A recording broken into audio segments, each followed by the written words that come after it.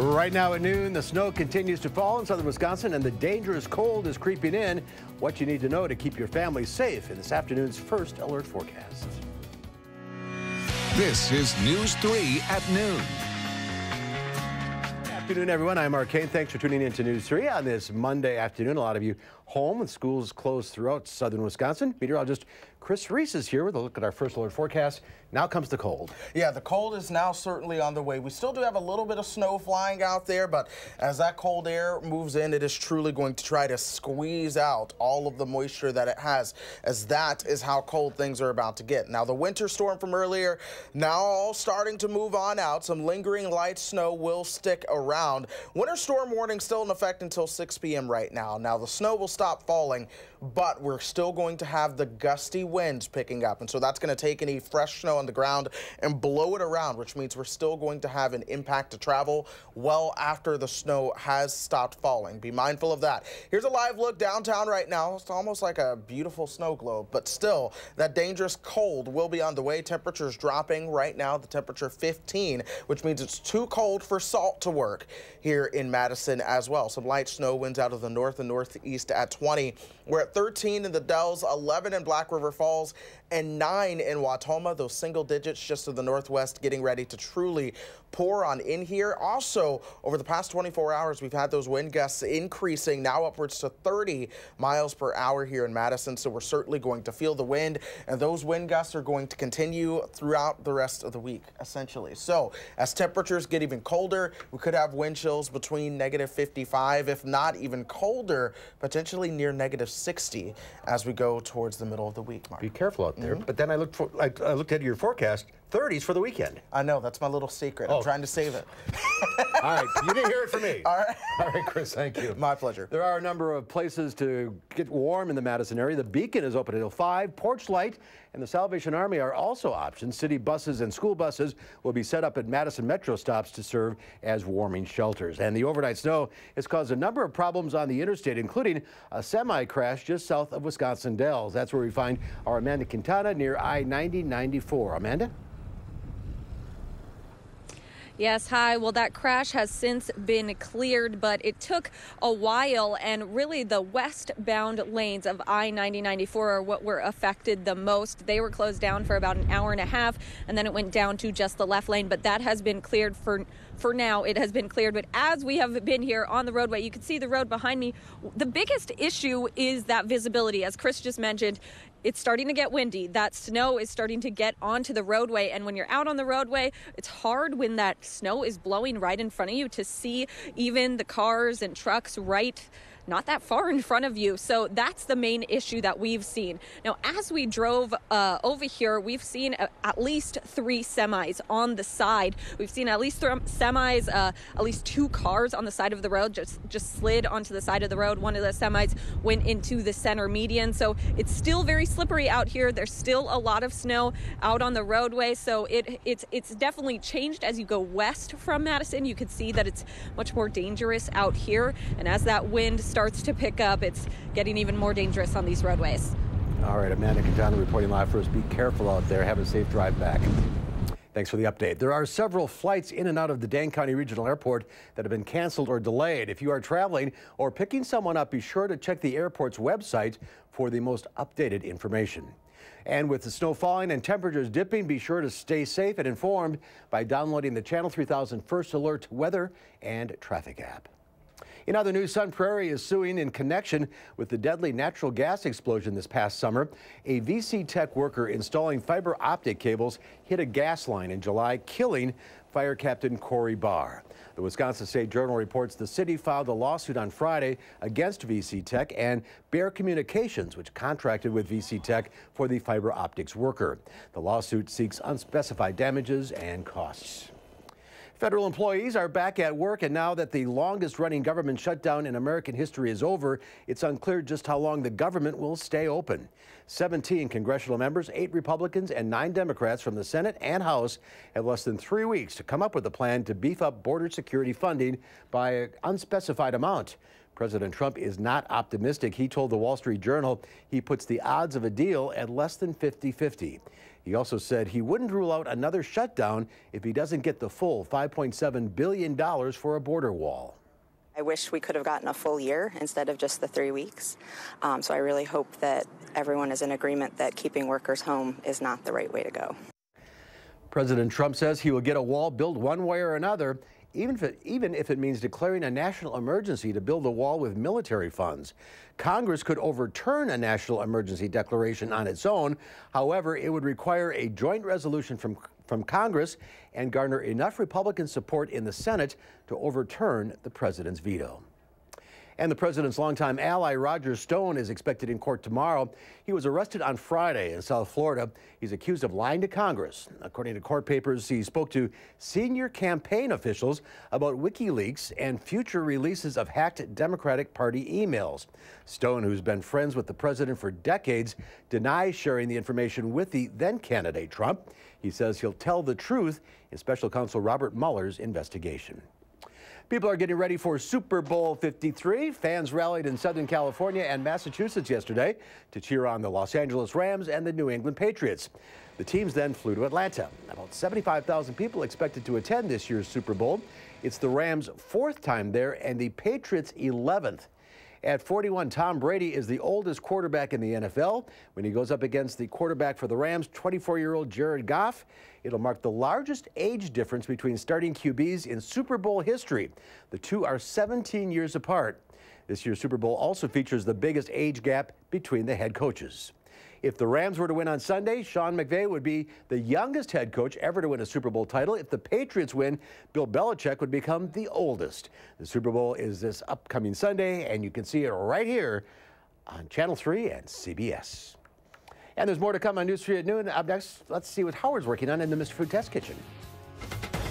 With the big game just days away, we have a touchdown-worthy favorite that promises to score big, really big.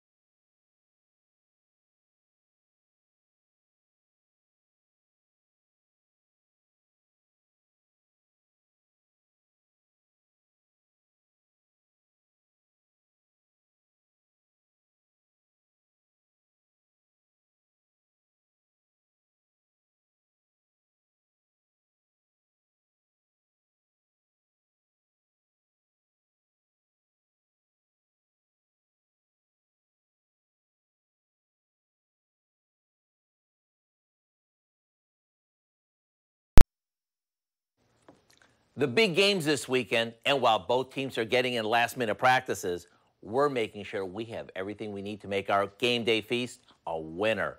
And this year, as part of the lineup, we're making homemade potato skins. The first thing we do is bake about a half a dozen russet baking potatoes that we brushed with oil. Once they're fork tender, we let them cool for a few minutes before cutting them in half. Then, with a soup spoon, we scoop out the pulp. Just make sure you leave enough so the potato skins keep their shape. Then we brush them with some veggie oil that we season with a few off-the-shelf spices, and back into the oven they go. While those crisp up, it's time to get our toppings ready. You can make these in advance so they're ready when your gang shows up.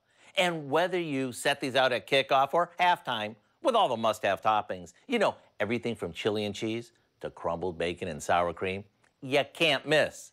You can even make mini ones that are super fun. To get the recipe for our baked, not fried, halftime skins, all you need to do is go to our website. It's that easy.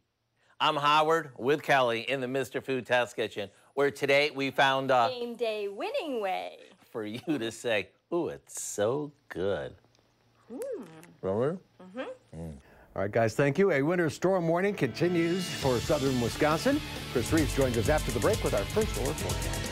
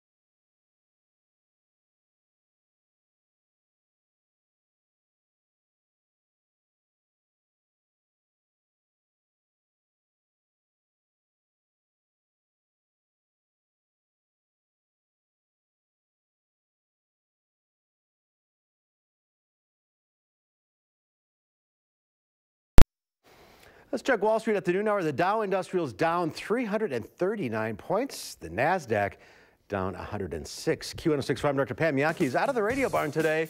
So here are your farm numbers.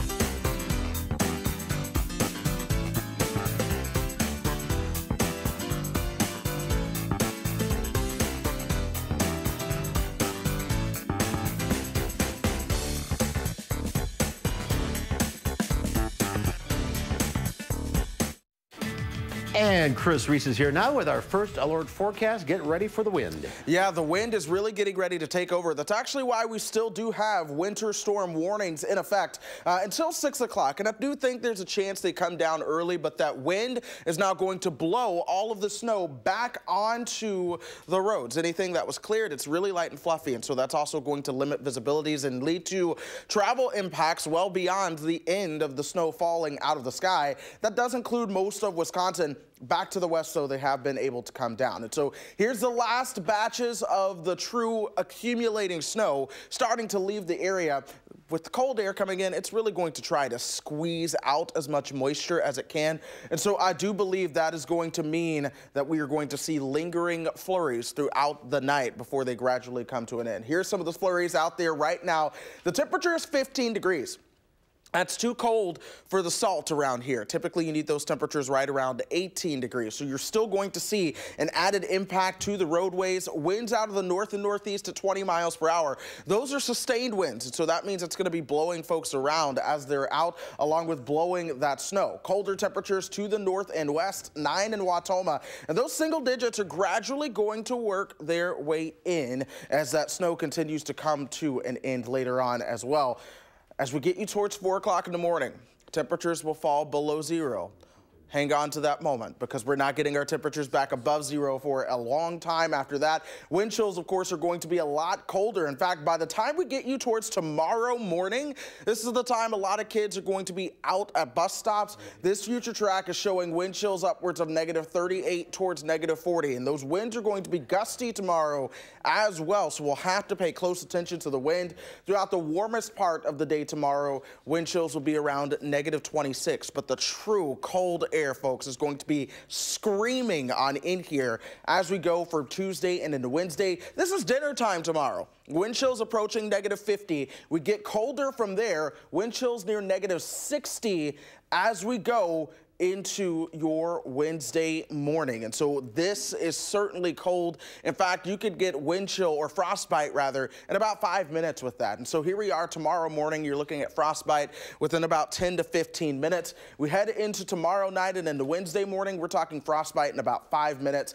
And then even into Wednesday afternoon, frostbite in 5 to 10 minutes if you are not covered up as well. Thursday morning is going to be brutally cold when it comes to the frostbite as well, with frostbite potential or wind chills with frostbite potential being in that 5-minute range. So bundle up, folks. Get ready for the cold. In fact, by Wednesday, we could have highs right around 16 degrees below zero. But there is light at the end of this tunnel, and that light is shining bright as well. We have temperatures going not just above zero, but above freezing towards the weekend, close to 40 degrees perhaps. Oh yeah, and there are some rain chances in our forecast with the warmer air that we have coming in. So of course, we're gonna pay very very close attention to that. But in the meantime, alert days do continue throughout Thursday with some very cold temperatures. Wednesday night and the Thursday, -26. It's not wind chill. That is the apparent temperature. So 13 on Friday is going to feel amazing. A mix of rain and snow Saturday with rain and light snow at night on Sunday, along with the mix before going back over to cold and more snow chances for Tuesday and Wednesday. So while we're on a wild roller coaster ride and things will warm up at the end of this historic stretch of cold, we're still staying active in the weather department. That is for sure. More systems to track right around Super Bowl Sunday and beyond, Mark. Well, at least one break in there. We'll take it. One break. Hey. All right, Chris, thank you. My pleasure. Coming up next on News 3.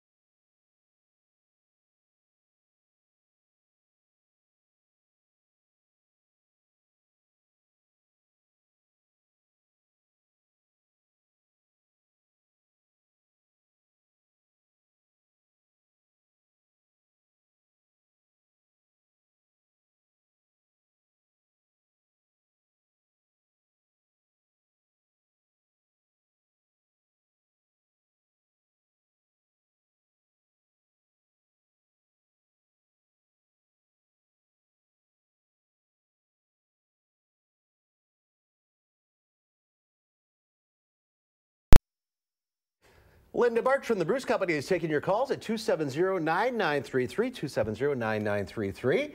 We can't do anything outside, but we can enjoy some indoor plants today. That's right. I brought a few things that are going to make you think of spring. There's spring right there. And actually, there were people that were calling me because you were starting to see some bulb growth emerging before the snow came. So now all of that is protected. Everything's safe. Daffodils, the pussy willow, of course, that's only because it's been in a greenhouse. And I've got a little tropical bromeliad over there, as well as this crown of thorns. This is a really pretty amazing little plant because they've bred these so that they just keep blooming and blooming and blooming. Really? Yes, if you have a nice southern window, they do really well here in Wisconsin. So you continually have this blooming throughout the winter. And this time of year, indoor plants, they don't need as much water as they do in the summer. That's correct. Yeah, keep in mind that things are going to not require as much. It makes a difference depending upon how warm you keep your home, and also the size of the pot. If it's in a smaller pot, then you're going to have to water that more often. If it's in a larger one, and cactus, be very, very careful. They can go a couple of months without watering. And we're talking 25 degrees below zero. Are this going to hurt like arborvitaes or anything, or are they pretty much protected? Well, if the fortunate thing is that we had good moisture in the fall, so the plants went into winter hydrated. And the snow is a wonderful protection for the roots because actually roots are more sensitive than the above ground portion. It's the wind that could potentially do some browning on the arborvitae, but it shouldn't be something that's going to hurt the entire plant. You might get some browning, especially on the northwest side, but there's really nothing that you can do at this point. No, you can't. No. You're not going to go out and cover them up. Let's go to the phones. We'll start with Scott in Cottage Grove. Hi, Scott. What's happening? Hi, you are. What's your question? Absolutely. I was wondering about crotons. I'm getting some white residue all over the leaves, and I'm wondering if that's from unfiltered water, or if there's anything I can do. Do you actually get water on the leaves when you're watering it? I do. Oh, all right. Well, then I would suggest that you wipe that off because, yes, most water is, you shouldn't be watering it with something that's softened, so that could be the result. I was just worried that it might be a little bit of powdery mildew, but if it's something that wipes off easily with a damp cloth, I would just clean it up. Just chemicals in the water? Yes. All right, Roseanne in Fort Atkinson. Hi, Roseanne. Hi. Hi, what's your question? I have 2 butterfly trees that I just planted last summer, and I am afraid that they are going to be kaput after this 55 degree below weather. I protected them at the bottom of the base with extra rocks and stuff. Okay. But should I cover the branches as well? No, I'm concerned that I wouldn't bother covering them because we already had some cold temperatures that might have impacted them. And I believe, well, you might get some dieback that might occur, but wait in spring, probably even into May before you start to prune off the portions that are not budding out. And wind chill doesn't affect plants. It only affects warm-bodied creatures. There's see, buds, if they're transpiring, usually if it's so cold that we have wind chill to worry about, then it should not be impacting them, yeah. All right, Rick in Madison. Hi, Rick. Rick, you there? Rick is not there. Let's go to Faye in Wanakee. Hi, Faye. Hi. Hi, what's your question? I was wondering, what is the best way to care for a bamboo plant? Oh, we have one right here. Yes, we do. And this particular one happens to be planted in soil. Sometimes people are growing these and they're in water. So again, it's a Dracaena, so you want to locate it someplace where it gets bright. This time of the year, it can be right next to the window. It doesn't need any indirect at all. The only thing I find sometimes is that the tips get a little bit brown, and then just cut off the tips at an angle. But this one's all ready for Valentine's Day. All right, let's go to Rose in Blanchardville. Hi, Rose. Yes, hello. Hi. I have a question on Norfolk pine. Mm-hmm. Go ahead. And I have several of them. They're getting to be about 4 and 5 feet tall, but the underlying branches are sagging and looking kind of ill. Yeah. Well, that happens because they're growing inside. And all these plants are all growing in an artificial situation, so those lower limbs are the oldest ones, and they start to look sickly. And leave them on until they brown up, and then just pull them off. Make sure that you check periodically for spider mites on Norfolk pine. But all right. Good shower. That's our time for now. If you're on the line, stay there. Linda will talk to you off the air. Chris has one final check of our forecast. Yeah, Mark, temperatures are continuing to drop. Alert days do continue through Thursday. We're going to fall below 0 tonight. We will not get back above 0 until sometime Friday, probably Friday afternoon. But we are really going to see those wind chills take off as well. Wind chills tomorrow morning could be anywhere between -30 and -40. Wind chills by Wednesday morning down towards -60, and by Thursday morning between -40 and -50. This is a prolonged stretch of cold that we have not seen in more than 20 years. Yeah, it's a dangerous situation. Don't take it lightly. We'll see you back here at 4 o'clock. In the meantime, have a great afternoon. Making plans that are weather dependent? Get an accurate 12-hour, even a 10-day forecast. Download the Channel 3000 First Alert Weather app and start planning.